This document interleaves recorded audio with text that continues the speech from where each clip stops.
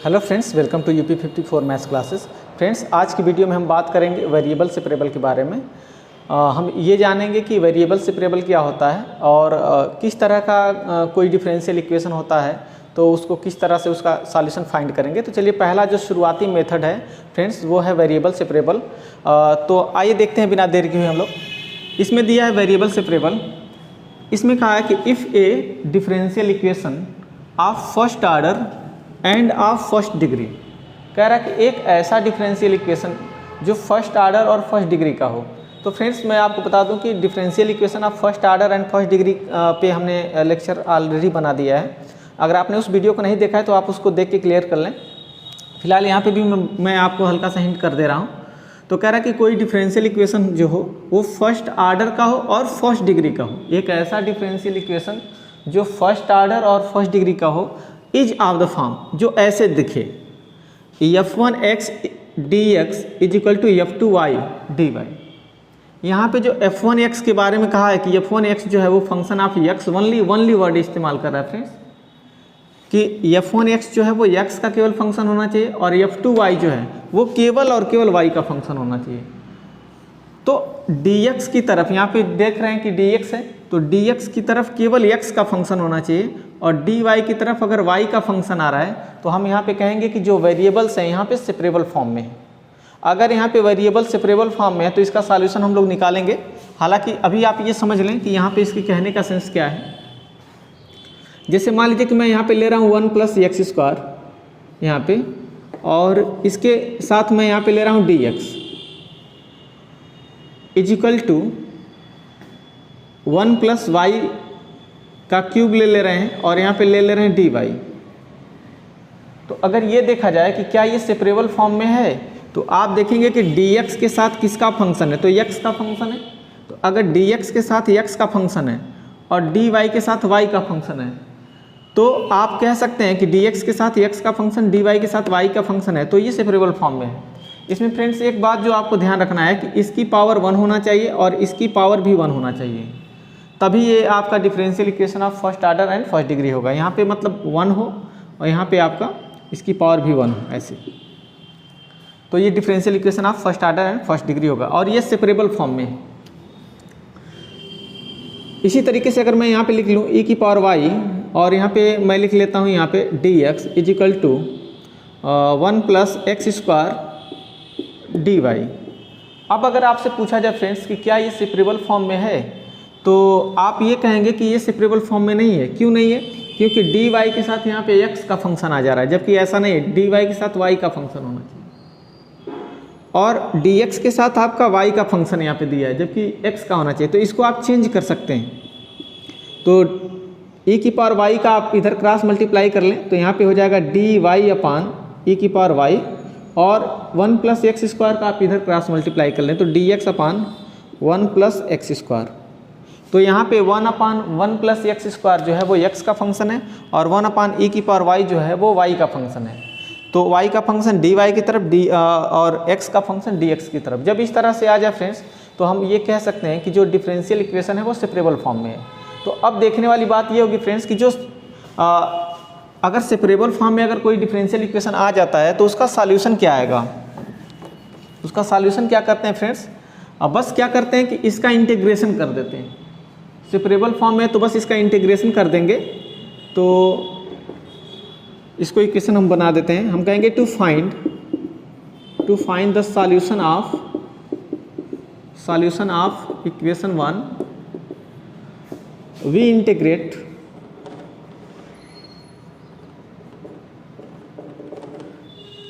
तो फर्स्ट को यानी इसको हम क्या करेंगे, इंटीग्रेट करेंगे। तो इसका इंटीग्रेशन होगा आपका f1x × dx is equal to integration of f2x × dy plus any constant c। अब यहाँ पे आप जानते हैं कि अगर हम इंटीग्रेशन करते हैं तो हमें कांस्टेंट को ऐड करना पड़ता है। तो यहाँ पे जो c है वो एक आर्बिट्रेरी कांस्टेंट है, आर्बिट्रेरी कांस्टेंट। तो आर्बिट्रेरी कांस्टेंट का मतलब यहाँ पे फ्रेंड्स हम क्या कर सकते हैं, इसकी जगह हम लोग c भी लिख सकते हैं और यहाँ पे हम लोग sin c लिख सकते हैं, cos c लिख सकते हैं, e⁻c लिख सकते हैं, tan 1c लिख सकते हैं, log c लिख सकते हैं,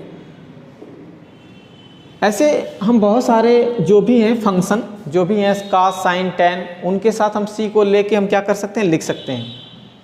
तो अब डिपेंड करेगा कि यहाँ पे किस तरह का सॉल्यूशन आता है, उसी के अकॉर्डिंग ही हम तय करेंगे कि इनमें से कौन कांस्टेंट को हमें लेना है। यहाँ पे tan इनवर्स c रहेगा फ्रेंड्स। तो यहाँ पे हमें रखना रहता है। तो यही चीज़ है फ्रेंड्स कि अगर f1x dx बराबर f2y dy आ जाए तो इसका जो सॉल्यूशन होगा, अगर ये सेपरेबल फॉर्म में है तो इसका जो सॉल्यूशन होगा सीधे सीधे इसका इंटीग्रेशन कर लें और यहाँ पे कांस्टेंट को ऐड कर दें। और उसके बाद लास्ट में आपको ये तय करना होगा, जब इसका और इसका इंटीग्रेशन करेंगे, अभी मैं फ्रेंड्स इस पर एक क्वेश्चन ले रहा हूँ तो आपको ज़्यादा क्लियर हो जाएगा। तो यहाँ पे आपका यहाँ पे c आ जाएगा, यहाँ पे जब इंटीग्रेशन करेंगे तो आइए फ्रेंड्स इस पे हम लोग एक एग्जांपल लेते हैं और इस एग्जांपल के जरिए हम लोग देखते हैं कि किस तरह से इसको सॉल्व करते हैं। तो सबसे पहला काम करेंगे, इसका जब सॉल्यूशन निकालेंगे तो पहले तो ये चेक करना रहेगा कि ये जो डिफरेंशियल इक्वेशन है वो कैसा डिफरेंशियल इक्वेशन है, क्या फर्स्ट ऑर्डर और फर्स्ट डिग्री का है कि नहीं। तो यहाँ पे dx की पावर 1 है, dy की पावर 1 है, तो यहाँ पे ये क्लियर हो गया कि ये differential equation of first order and first degree है। और हम क्या करेंगे, तो हम इसको लिखेंगे कि the given differential equation is 1 plus x square dy is equal to 1 plus y square dx। अब ये फ्रेंड्स चेक करेंगे यहाँ पे कि क्या यहाँ पे वेरिएबल सेपरेबल फॉर्म में है कि नहीं, मतलब dx के साथ x का फंक्शन है कि नहीं, dy के साथ y का फंक्शन है कि नहीं। तो नहीं है यहाँ पे, dx के साथ y का फंक्शन, तो आप इसको इधर लेकर आएँ और इसको इधर लेकर चले जाएँ। इसको हम लोग लिख सकते हैं dy अपान 1 प्लस वाई स्क्वायर और यहाँ पे इसके बराबर dx अपान यहाँ पे 1 प्लस एक्स स्क्वायर। तो यहाँ पे आपने देख लिया कि हमने यहाँ पे अलग अलग कर लिया। अब dy के साथ y का फंक्शन हो गया, तो हम कहेंगे हियर वेरिएबल्स आर सेपरेबल। यहाँ पे जो वेरिएबल्स हैं फ्रेंड्स ये सेपरेबल फॉर्म में है। तो अब क्या करते हैं, जब सेपरेबल फॉर्म में हो जाते हैं तो इसका सॉल्यूशन निकालने के लिए हम क्या करते हैं, इसका इंटीग्रेशन करेंगे। तो हम कहेंगे इंटीग्रेटिंग इक्वेशन 1 वी गेट। तो जब हम इसका फ्रेंड्स इंटीग्रेशन करेंगे तो यहाँ पे देखें क्या आ जाएगा। इसका सीधे सीधे ऐसे पहले एक बार लिख लेते हैं, 1 plus y square is equal to integration of dx upon 1 plus x square.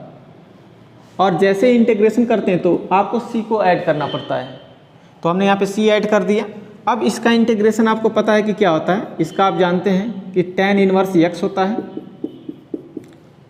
और यहाँ पे इसका हो जाएगा तो tan इनवर्स y। यहाँ पे आपका tan इनवर्स y और यहाँ पे tan इनवर्स x। अब जब यहाँ पे c लिखेंगे, यहाँ पे प्लस c, तो जब यहाँ पे tan इनवर्स आ रहा है, यहाँ पे tan इनवर्स आ रहा है, तो यहाँ पे tan इनवर्स c लिखेंगे फ्रेंड्स।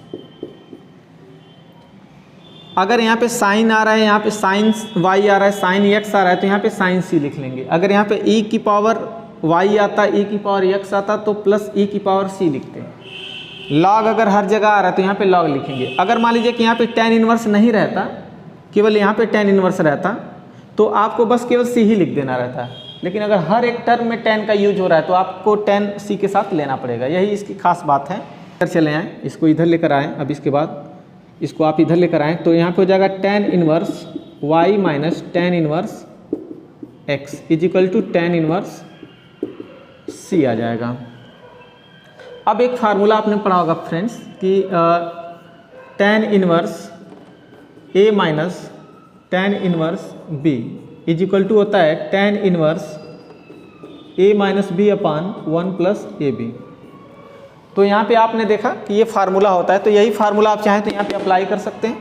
तो यहाँ पे हो जाएगा tan inverse y minus x, यहाँ पे a की जगह y है और b की जगह x है, तो y minus x upon 1 plus x Y.